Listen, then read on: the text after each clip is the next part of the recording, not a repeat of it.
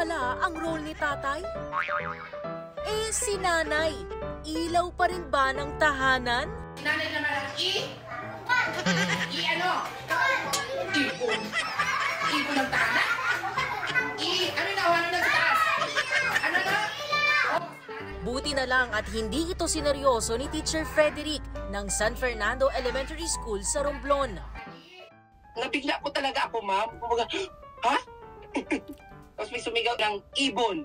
Ha? Nakakasyak po talaga. Ilan lang ito sa mga aliw na moments sa classroom ni Teacher Frederick, aka Inday Kalipay sa kanyang page, kung saan bida rin ang kanyang mga bibo at makulit na grade 1 pupils.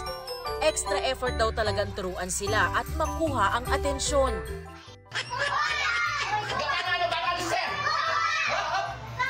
Sawa.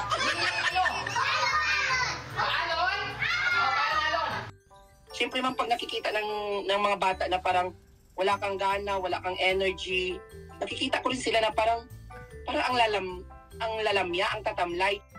Sa 8 kalahating taon na nagtuturo siya, isang important lesson ang kanyang natutuhan.